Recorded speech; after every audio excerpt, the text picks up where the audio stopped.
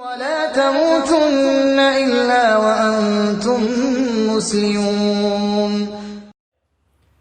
Bismillahirrahmanirrahim. Assalamualaikum warahmatullahi wabarakatuh. Waalaikumsalam warahmatullahi wabarakatuh. Alhamdulillah wassalatu wassalamu ala Rasulillah wa ala alihi washabbihi wa mawala amma ba'du. Sahabat Al-Muslimun TV sekalian, alhamdulillah kita dapat berjumpa kembali di edisi yang kedua dari apa yang telah kita bahas sebelumnya. Jadi pada pembahasan kita sebenarnya adalah terkait dengan integrasi ilmu di dalam kurikulum pesantren Persatuan Islam Bangil ya. Yang ini telah dilakukan oleh Ustadz Abdul Qadir Hasan gitu ya. Pada pertemuan pertama sebelumnya kita udah tahu ya, kalau mungkin saudara-saudara sekalian belum melihat ya bisa dilihat nanti ada linknya di deskripsi ya. Atau tinggal buka di channel YouTube kita.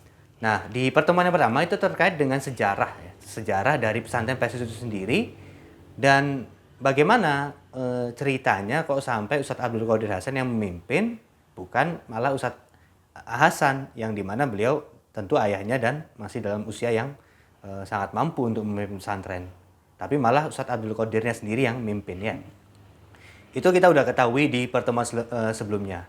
Nah, pertemuan kali ini saya tetap ditemani dengan Ustadz Zulirfan ya. Kita akan membahas terkait dengan cara memahami nas ya. Cara memahami nas ya. Nah, ini apa yang telah kita ketahui sebelumnya adalah bahwa ada dua pedoman dalam kehidupan umat Islam ya. Yang ini kalau pesannya Nabi itu, kalau kita berpegang pada kedua ini, maka kita nggak akan tersesat selamanya. Yaitu Al-Quran dan As-Sunnah, yaitu hadis ya. Hadis Nabi SAW. Nah, poin kita adalah bagaimana cara memahami kedua nas ini. Jadi dua sumber ini gimana cara ngolahnya dan cara makainya itu gimana ya. Cara menggunakan itu gimana agar supaya apa? Supaya yang kita nggak kebablasan atau salah jalan atau bahkan mungkin ya salah pemahaman juga ya. Nah, ini Ustadz Zulirfan, selamat datang ya. Alhamdulillah kita udah bertemu kembali ya. Setelah mungkin di episode yang pertama kita juga udah bahas. Nah, ini mungkin saya bisa langsung Ustadz ya. Bisa. Kira-kira ada Al-Quran dan hadis nih. Ya. Ini cara ngolahnya itu gimana sih? Atau gimana sih? Ya, silakan. Ya, yang kita tahu ya bahwasanya Ustadz Abdul Qadir Hasan itu merumuskan salah satu visi ya di pesantren itu, bagaimana kemudian lulusan itu bisa memahami nas syariah. Yang kedua kemudian mengamalkan nas syariah. Yang ketiga kemudian mendakwakan itu hukum-hukumnya. Artinya kalau kita kembalikan kepada visi misi yang dibuat oleh Ustadz Abdul Qadir Hasan itu, bisa kita ngambil poin yang sebelumnya pernah kita sebut di dalam video sebelumnya, bahwasanya ada metode membaca yang diperlukan, kemudian ada metode memverifikasi data, kemudian ada metode mengelola data dan menyajikan data. Jadi ada 4 poin yang dituliskan oleh Ustadz Abdul Qadir Hasan yang kemudian tertera dalam seluruh kurikulum pesantren. Tentu saja metode membaca itu didasarkan kepada petunjuk syariah. Sebagaimana kemudian disebutkan wa 'allama Adam al-asma'a kullaha summa 'aradahum 'alal malaikah. Allah mengajarkan kepada Nabi Adam itu untuk mengenalkan nama-nama benda di seluruh jagat raya ini. Kullaha, semuanya. Kemudian baru memamerkan kepada malaikat. Jadi memang memahami yang pertama memahami nas itu metodenya membaca. Iqra ya. Ya, Iqra. Iqra. Metodenya pertama membaca, bagaimana kemudian memahami, membaca, dan membaca itu kalau disebut di dalam tadi disebut Iqra bismi rabbikal ladzi khalaq. Iqra di situ adalah perintah. Sebuah perintah yang tidak ada objeknya. Jadi perintah tapi tidak ada objeknya. Artinya bersifat umum. Objeknya dibuang di situ. Iqra, bacalah, baca apa saja, termasuk kemudian nas syariah itu. Kemudian alam itu dibaca juga. Tapi dengan syarat apa? Bismi rabbikal ladzi khalaq. Itu metodenya. Harus dengan bantuan metode yang Allah telurkan kepada manusia itu. Alladzi khalaq, yang menciptakan ya. Allah sambung dengan allazi khalaq itu agar manusia tuh tahu diri bahwasanya Allah yang menciptakan alam ini, Allah yang menciptakan si pembaca manusia ini. Artinya Allah semua yang menciptakan perangkatnya, maka harus dengan metodenya Allah ketika membaca itu. Karena yang mau dibaca adalah alam dan kalau bahasa poinnya itu yang dibaca adalah ayat kauniyah dan ayat kauliyah. Nah, itu kan. Tetap dengan metode Allah itu. Bismi rabbikal ladzi khalaq. Nah, itu yang pertama. Membaca data ya. Membaca data. Kemudian yang kedua adalah memverifikasi data. Nah, kalau membaca data tadi kemudian di dalam kurikulum pesantren itu ada yang kita sebut dengan nahwu, sorof, kemudian ilmu balaghah, termasuk juga ilmu mantik sebenarnya. Memahami data itu kan. Membaca data itu. Nah, kemudian ada praktek-praktek yang diterapkan oleh di pesantren Persis Bangil yang kemudian itu diwariskan dari Ustaz Abdul Qadir, yaitu kemudian namanya sorogan. Apa? Sorogan ini praktek ketika sore hari jadi istilahnya di kelas itu mendapatkan satu kunci poin untuk membaca, tapi praktek membacanya di sorogan itu. Itu praktek membaca kitab Gundul di sorogan. Kemudian dibuatlah klub-klub belajar di pesantren sebenarnya secara alamiah. Jadi asrama yang Ustaz Abdul Qadir bentuk itu tidak seperti peraturan yang di asrama kamu harus begini, tapi beliau membuat satu poin alamiah yang para santri itu kakak kelas mendidik adik kelas untuk membaca di perpus. Ketika kemudian sudah mendapatkan satu ilmu, makanya ketika saya menyantri di pesantren itu alamiah. Nanti ada kelompok belajar ilmu hadis, ada kelompok belajar ilmu nahwu, ada kelompok belajar usul fikih, ada kelompok belajar yang lain-lain. Bahkan ada kelompok belajar filsafat itu di waktu saya santri itu. Jadi tadi kan membaca terus verifikasi nih kayak verifikasi data ini ya poin pentingnya di dalam kalau di hadis itu kan dia kayak verifikasi apakah seperti model hadis, oh ini cek hadisnya sahih gitu ya. Terus ini hasan, ini dhaif. Padahal Al-Qur'an kan nggak perlu diverifikasi. Betul.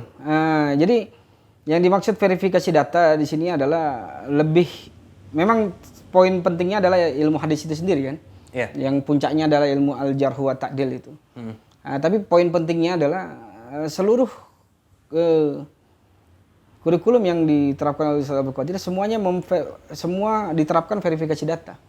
Ketika ada persoalan ada seorang yang membawa persoalan, dia menceritakan bahwasanya ada persoalan di daerah ini begini. Nah, itu diverifikasi dulu apa kemudian data yang dibawa oleh si fulan ini benar atau tidak. Jadi bukan hanya sekedar Al-Quran mau diverifikasi, karena Al-Quran tidak usah diverifikasi secara riwayat. Yang diverifikasi kan hadis. Hadis ya. Nah, itu pun yang sifatnya ahad ya. Artinya bahwa ketika setelah membaca masuk di poin verifikasi, itu penekanannya lebih di hadis Ustaz ya? Ya, lebih kepada ilmu jarh wa ta'dil. Jarh wa ta'dil ya. Ya, kalau kita dulu kan belajar pasti istilah-istilah dulu ya, nama-nama. Memang ilmu jarh wa ta'dil terus ilal itu ya. Ilal itu. Nah, ini kira-kira tahap ini sampai di sini atau kita masuk ke tahap selanjutnya? Ya, masuk ke tahap selanjutnya, mengelola data itu.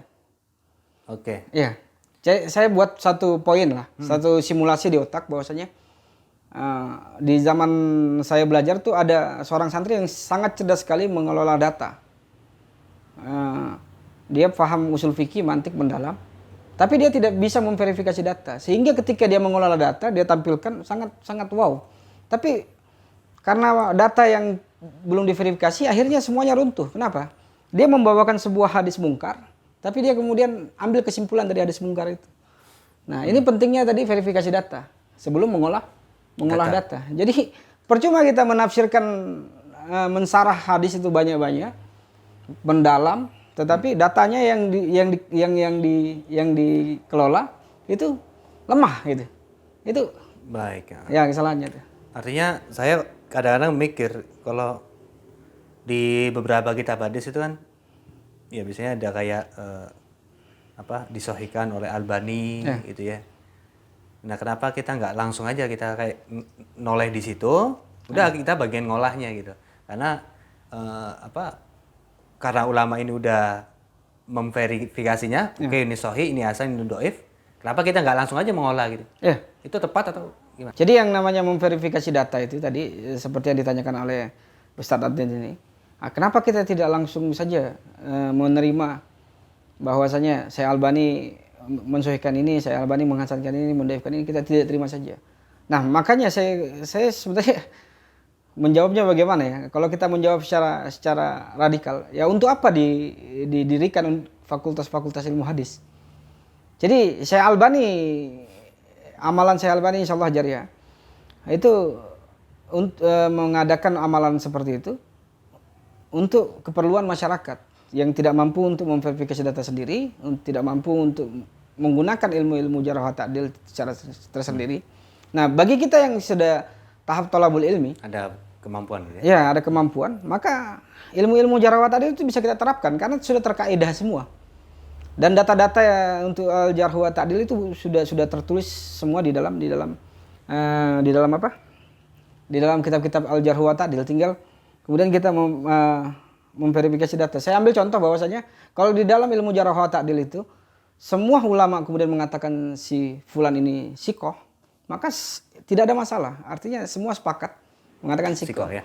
Semua kalau dalam satu soal lagi semua mengatakan ini si fulan ini dhaif, maka tidak ada masalah. Maka semua kita sepakat dhaif. Nah, yang jadi masalah ketika ada ulama mengatakan ini sikoh, ini kemudian dhaif. Nah, itu yang memerlukan ijtihad mendalam. Nah, saya katakan ijtihad itu di sini. Ijtihad itu di dalam ilmu hadis itu di persoalan ketika ada berita dari kanan kiri yang berbeda itu yang perlu thariqatul jam'i atau thariqatul tarjih. Jadi metodologi pengolahan data juga terpakai di dalam verifikasi data. Ya ini kayak berita-berita yang beredar ya, yang nggak hanya di hadis ya, karena metode tabayun itu kan nggak harus di hadis. Iya betul. Semua ya. Berarti verifikasi seperti itu Ustaz ya. Jadi terus kita kembali pengolahan data kan. Ngolah data ya. Iya. Nah ngolah data ini gimana? Diaduk atau? Iya. Iya, mengolah data itu sama sebenarnya kepanjangan daripada membaca data. Jadi cara metode membaca data itu yang kita sebutkan tadi ilmu di dalam pesantren Persis Bangil itu ada ilmu nahwu, ada ilmu sorof, ada balaghah, kemudian ada mantik untuk memahaminya. Ada kemudian praktek-praktek seperti sorogan, ada kemudian praktek seperti muhadarah, ada praktek kemudian dengan kelompok belajar di perpustakaan, pembimbingan pengecekan hadis dan sebagainya. Nah, kalau kita kembali ke pengolahan data itu, maka sebenarnya menghubungkan ya ini integritasnya terlihat di sini di pengolahan data. Jadi yang kita pakai mengelola data itu adalah ilmu-ilmu yang kita pakai membaca tadi.